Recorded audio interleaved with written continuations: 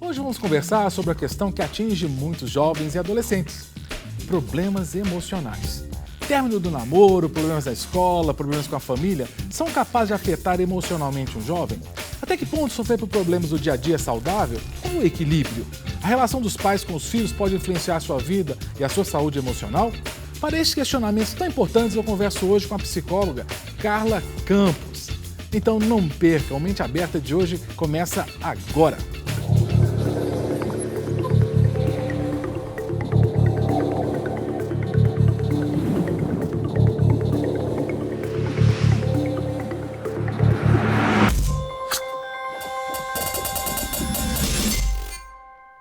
E antes de conversar com a psicóloga Carla Campos, eu quero mandar um grande abraço para vários telespectadoras que enviam suas mensagens para o nosso e-mail, que é menteaberta@redesuper.com.br, e também pelo Twitter, que é @PGMMenteAberta. Eu quero mandar, por exemplo, para o Lucas Piva, que é um telespectador, para Valéria Diógenes, para Derli Lemos. Muito obrigado pelas mensagens que enviaram, pelas sugestões. Nós estamos aqui abertos e mesmo ansiosos para receber as suas mensagens, suas sugestões de pauta, de temas, assuntos que você quer ouvir especialistas conversarem com a gente aqui, para abrirem nossa mente para essas temáticas tão importantes. E uma dessas temáticas é exatamente essa questão dos adolescentes, dos jovens. Muitas vezes esses jovens, esses adolescentes, são tão inteligentes, eles conseguem notas altas no Enem, às vezes conseguem falar sobre diversos assuntos, mas parece que são extremamente frágeis emocionalmente. Qual a razão desse descompasso entre o desenvolvimento cognitivo, entre o desenvolvimento no nível da informação e a saúde, a estabilidade, a maturidade emocional? Bem, eu quero ouvir essa resposta para essa questão e para tantas outras da querida Carla. Carla, muito bem-vinda ao nosso programa. Obrigado, viu, por aceitar o nosso convite. É meu, e que tema maravilhoso e gostoso.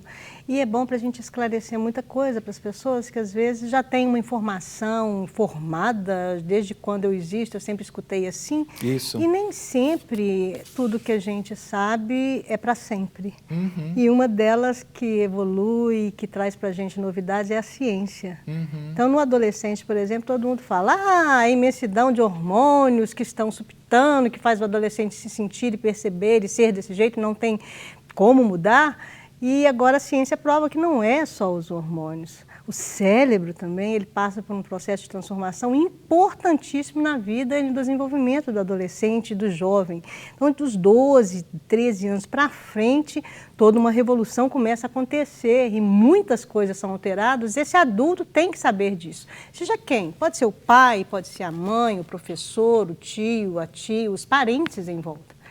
E tem que saber que o quê? Dentro do jovem, do adolescente, está acontecendo uma revolução interna das conectividades dentro do cérebro. Essa revolução, então, não é só hormonal, porque, como não você disse, é só hormonal. sempre a gente falou, exatamente, adolescente... os hormônios, tá, porque era notório, né? É notório. O adolescente está toda uma mudança física. O corpo está realmente sofrendo alterações, o físico está sofrendo, o cérebro está entendendo, percebendo coisas que até então não percebia, principalmente na área de afeto. Ah, é? Né? Mas o afeto está ligado ao cérebro, então? Tá. Porque a gente fala assim, o afeto está ligado ao coração.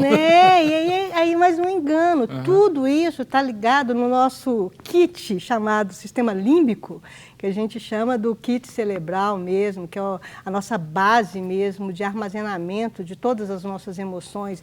É mais ou menos localizado aqui, né? É no sistema límbico, que está na parte frontal do cérebro, a pré-frontal é aqui. Ali está armazenado toda a nossa base emocional. E o que acontece? Tanto o cérebro racional como o cérebro emocional, eles têm uma conectividade. E essa informação, essa vivência, essa experiência, ela é toda sentida do externo, armazenada e arquivada dentro do cérebro desde que se é criança. E quando se chega na adolescência, isso começa a ser reformulado. Isso começa a passar por um processo a gente chama de limpeza cerebral, né? Então, por que a gente está até falando da questão do gênio? Vamos supor, por exemplo, vamos pegar um André Valadão. O André Valadão começou a aprender a tocar piano desde novinho, desde menino ele toca piano. Então essa conectividade, essa conexão cerebral de tocar, de usar esse instrumento, ela começou desde pequeno. Sim. Então ela foi desenvolvendo, o que se usa se fortalece, o que não se usa se atrofia, o que se usa morre. Quando se chega na adolescência, se ele tivesse só tocado lá e nunca mais usou, ou um caso de uma Carla, nunca colocou um dedo numa tecla de um piano, meu cérebro chegou na minha adolescência, pau barrei, jogar isso fora. Descarta essa informação. Pode descartar, porque tem outras conexões que eu tenho que começar a fazer, outras sinapses que tem que começar a ser montado dentro do cérebro desse adolescente. Então, em vez de o André fortaleceu, que ele deu continuidade, quando chegou na adolescência, ele fixou isso e essa informação ela vai para a fase adulta. E ela vai como algo mais substancial. Vai ser a longo prazo e vai ser desenvolvido e cada vez mais aperfeiçoado. Aquele que não usou, murcha. E quando chega na adolescência, o cérebro vai fazendo o quê? Vai fazendo uma varredura. Descarta. E vai jogando fora, porque vai ter que fazer novas sinapses. Eu trouxe até aqui uma parte, o que é essa sinapse? É uma comunicação do neurônio. Você podia mostrar para a gente? Aí eu queria mostrar aqui, só para o pessoal ter noção do que é um neurônio, e o que existe dentro da nossa mente tela, pode falar. como sinapse. O que acontece? Um neurônio, ele conecta com outro neurônio e quando ele faz isso, é uma sinapse cerebral. É uma comunicação de um cérebro com aquilo que nós já aprendemos, com aquilo que nós já temos, com aquilo que já aconteceu dentro da gente. E essa comunicação, ou ela vai ser firmada, aumentada, e cada vez mais a pessoa vai se inteirar mais com aquilo, ou então aquilo vai ser descartado. Essas sinapses são feitas ao longo da nossa vida, por toda a nossa história. Sim. Então, sempre sinapses, elas vão estar acontecendo, mas nessa fase da adolescência ela é maior. Por quê? É onde que eu saio da vida de infância, aquilo que eu precisava de ter de sinapses para aprender a andar, falar, engatinhar, falar as primeiras palavras, conhecer o mundo à minha volta. Eu já conheço, eu não preciso mais saber disso, eu já tenho isso fixado. Vamos descartar isso, eu não vou precisar mais de saber como que eu engatinho. Eu já não engatinho, vou engatinhar Já vai mais. no automático. Aí já vai no automático. E é bem por aí. O que vem no automático é aquilo que já foi aprendido. Ô, Cássio... Só para dar um exemplo, e você me corrija.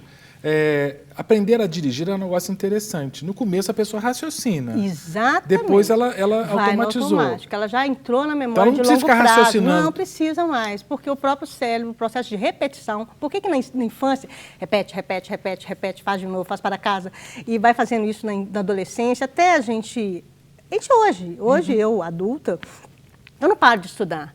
Porque exatamente a ciência não para de evoluir. Então tem que estar sempre estudando, mas tem coisas que eu tenho que ler de novo, tornar a ler.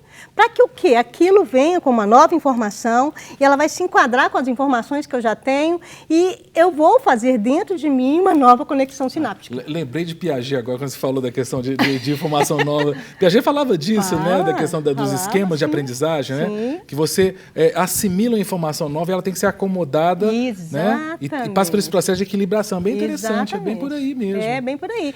E o que acontece? Vamos falar daquilo que você começou a falar no início, nos namoros, nos vínculos, nos afetos. Isso. O afeto até então, experimentado, vivenciado, o carinho que o pai e a mãe deu, era um. Mas agora existe uma nova sinapse que desperta uma outra parte do sujeito que ele não conhece. E dentro dele está tendo aquela revolução. Essa revolução causa oscilação. Na mesma hora que eu estou bem, eu estou mal. Na mesma hora que eu estou agradável, eu estou mal-humorado. Mas talvez por isso que o adolescente então, seja tão instável emocionalmente. Exatamente. Mas o que o pai e a mãe fazem? Porque o menino está bem, de repente acordou mal-humorado, e aí? Sabe qual que é o primeiro passo que eu acho que o pai tem que ver, o pai e a mãe? Não é contra o pai e a mãe. A revolução, a rebeldia, a revolta, a intriga, não é contra pai e mãe. O problema é exatamente esse, o pai... Você está me desafiando? Você está querendo peitar comigo? Você está achando o quê? Que você já sabe alguma coisa? Ele sabe que ele não sabe nada, só tem que entender, está uma bagunça. Lá dentro está um negócio todo, ele em revolução. Está fazendo uma varredura, está entrando coisa nova, sentindo coisa nova. Não é aquilo que eu era mais, não sou adulto ainda, não tenho aquilo que o pai e a mãe têm. E dentro dele existe uma confusão. Então, o que ele vai fazer? Quem que é o grupo de igual?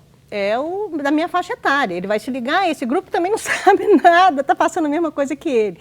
Então, o adulto, o pai, nessa hora, é o quê? Começar a ver o que ele está passando, o que ele está sentindo. Peraí, vamos sentar aqui?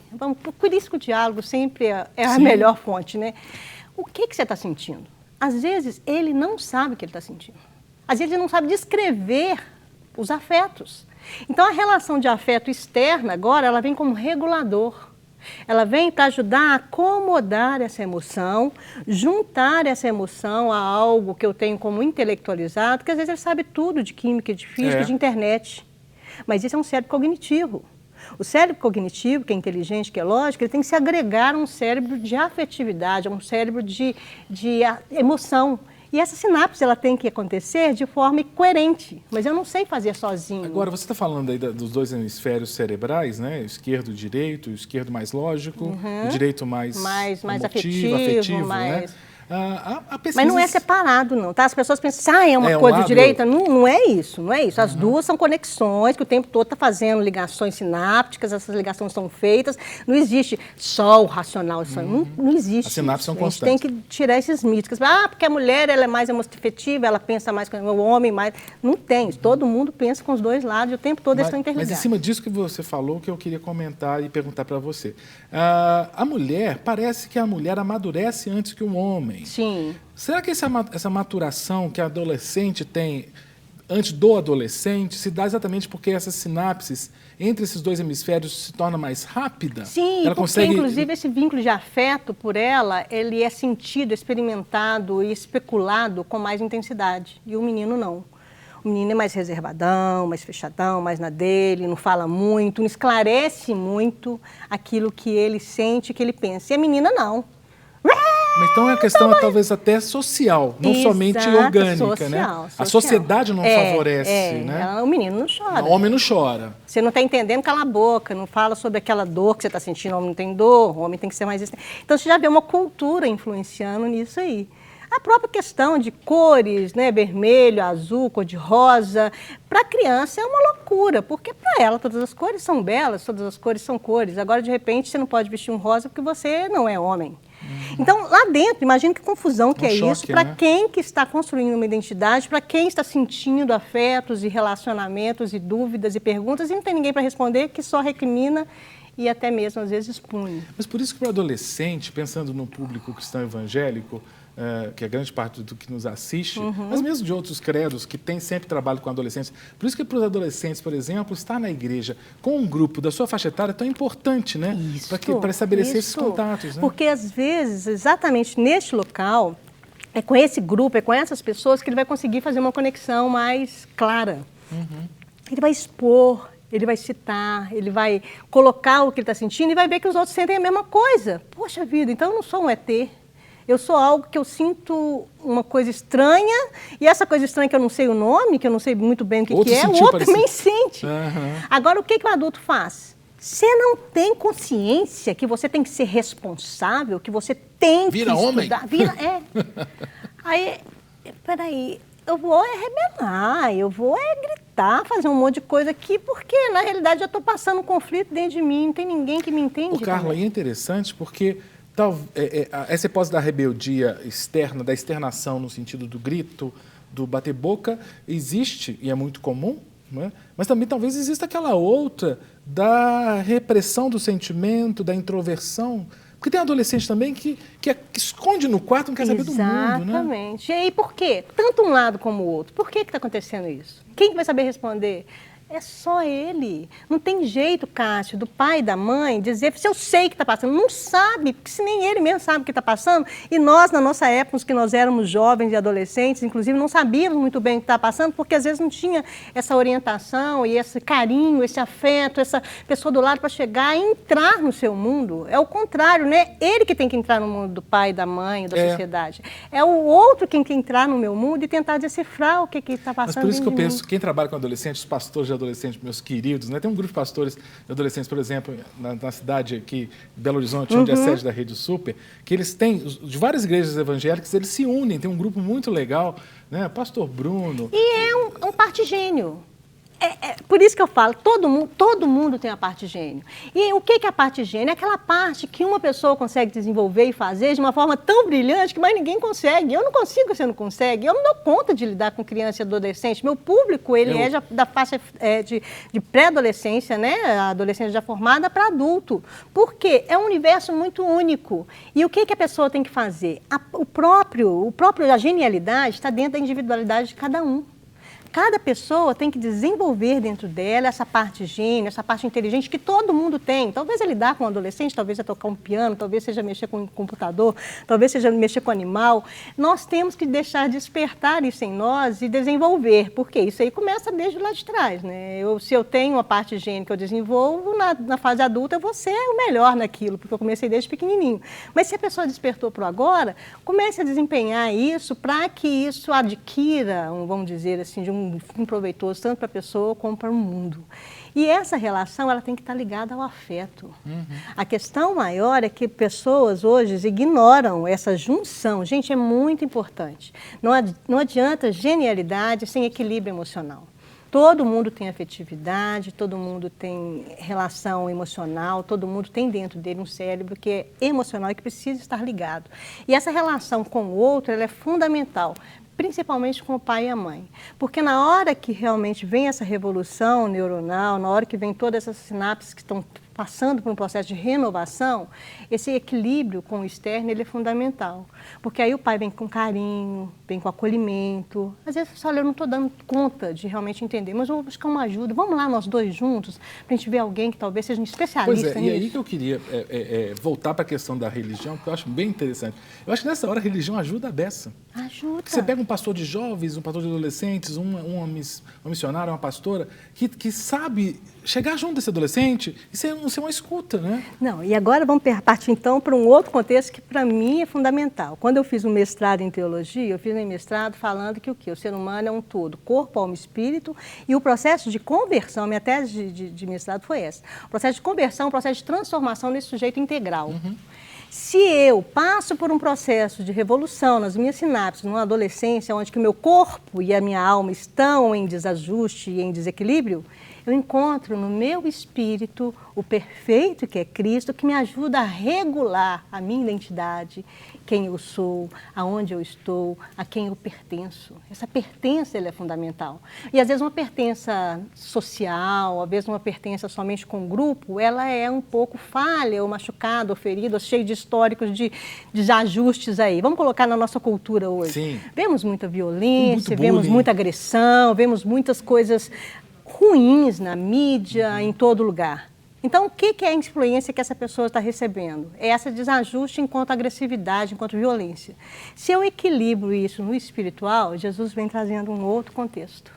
Ele vem inserido em você algo que hoje tem um estudo científico provando que existe uma parte do nosso cérebro que ela é ligada diretamente na parte espiritual. Ah, é? Interessante. Eu não vou citar o nome aqui agora, porque eu estou até estudando isso, mas não tem função nenhuma, a não ser ligar esse contexto fé, dentro do cérebro humano.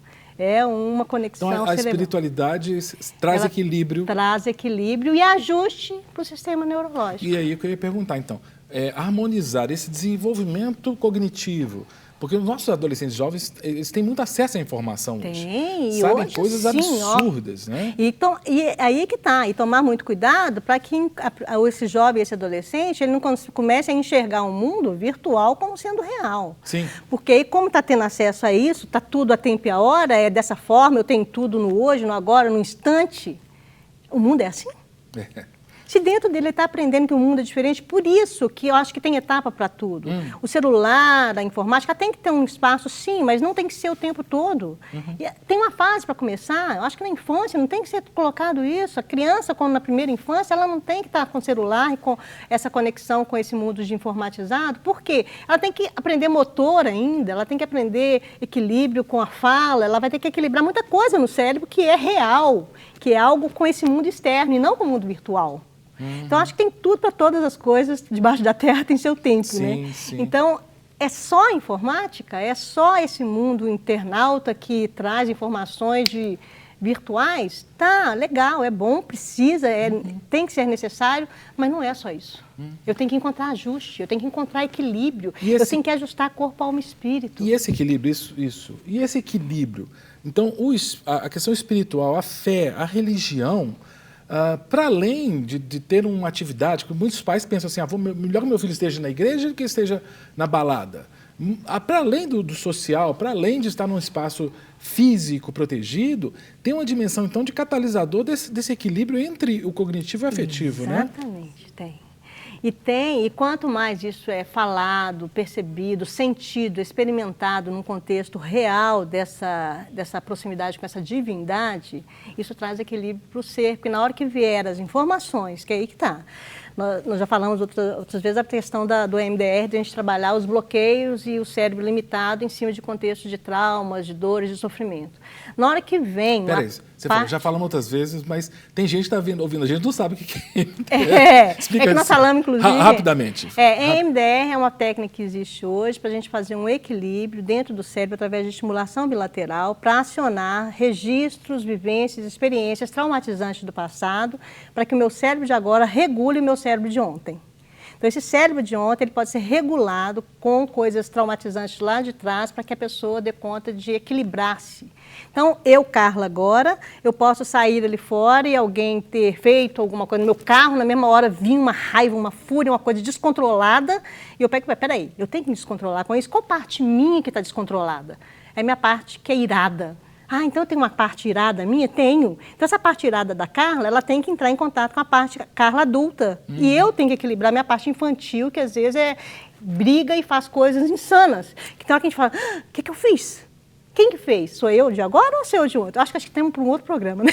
Não, eu estou lembrando aqui do apóstolo Paulo. Né? Gente, Paulo é tremendo. A Epístola aos Romanos, ele escreve isso, né? Ele quer fazer uma coisa, mas ele encontra no corpo dele uma... Eu não consigo. Que interessante. Aí, olha para você ver. Então, aqui, eu agora, eu ontem, eu o Espírito.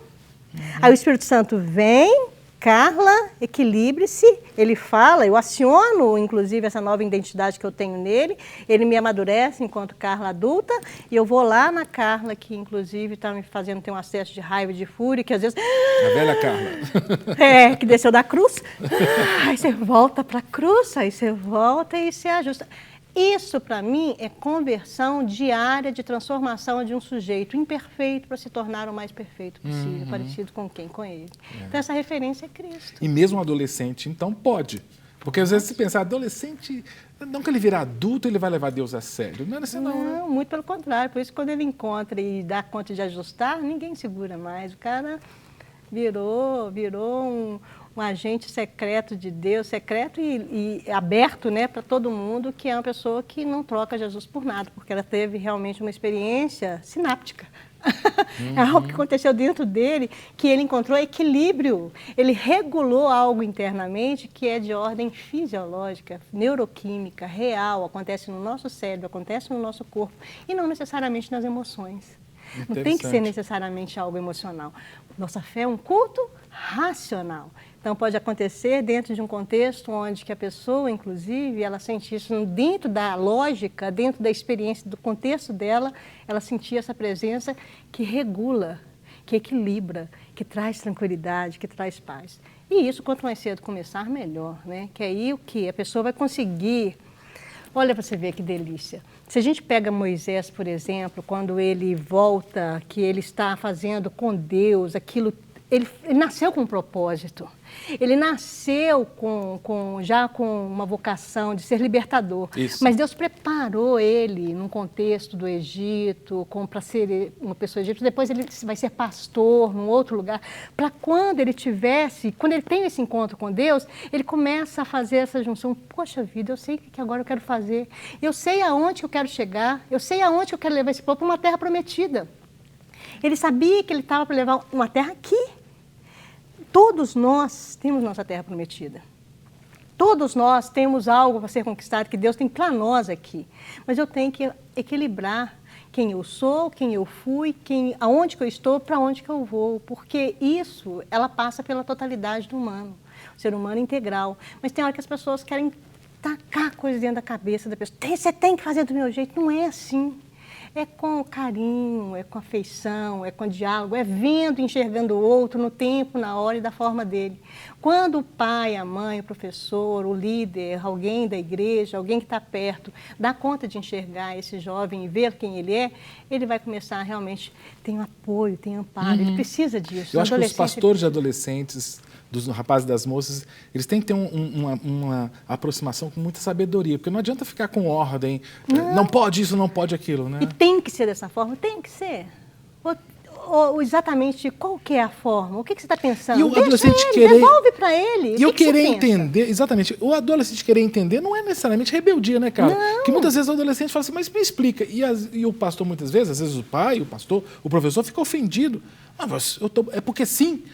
A criança talvez aceite o porquê sim, mas o adolescente não aceita o porquê sim. Cássio, inclusive na primeira infância, quando o pai ele coloca limite, ele ensina, ele passa muita coisa, é mais fácil. Por quê? A criança não questiona nada, ela não sabe de nada ainda, por mais que ela seja rebelde, é uma coisa mais domável, vamos dizer assim. Mas na adolescência já existe um conhecimento, já existe uma força física, já existe um certo, vamos dizer assim, uma capacidade que ele acha que ele tem e ele enfrenta. E ele quer questionar. Eu quero ver se realmente você vai suportar essa minha instabilidade. Eu quero ver se você, pai, se você, mãe, vai dar conta de me sustentar dentro daquilo que eu estou inseguro, daquilo que eu não dou conta. E geralmente é ele que ganha, porque o outro desmonta. Não dá conta do argumento, conta, né? Mas ele não dá conta é porque ele está achando que ele está sendo afrontado, que ele está sendo o tempo todo, você está querendo duelo. Não é isso. O jovem está querendo o contrário, me dê suporte, me dê amparo, fale que você dá conta de entender que eu estou passando por um conflito, por uma revolução dentro de mim e que você vai me ajudar a passar por essa fase. Ai, que delícia, eu tenho quem me apoie. Na hora que o adolescente descobre isso para ele é algo assim... delicioso, porque ele passou pela frustração, ele passou por um sistema de dor, de raiva, de rebeldia, e ele conseguiu encontrar dentro dele alívio para ele tomar uma decisão e fazer uma escolha, mesmo que seja errada. Mas ele sabe que tem alguém que vai auxiliar. É quase um rito de passagem, né, Carla? Ele precisa desse confronto. Carla, depois eu quero conversar com você também. Você falou, né, já estamos no adolescente, quero que a gente conversar sobre os adultos também. Né, porque eu acho que adulto passa por isso também. Né? E volta. Essas fases mal vividas, essas experiências que não foram elaboradas, essas questões que foram revoluções, que foram dores, que foram inseguranças, ela vai voltar no adulto. Então você segura aí que num outro programa Mente Aberta você volta com a gente para conversar sobre isso, tá joia? Tá bom. Para receber todas as novidades do canal, inscreva-se. E se curtir o vídeo, clique em gostei. Aproveite para acompanhar a Rede Super nas redes sociais.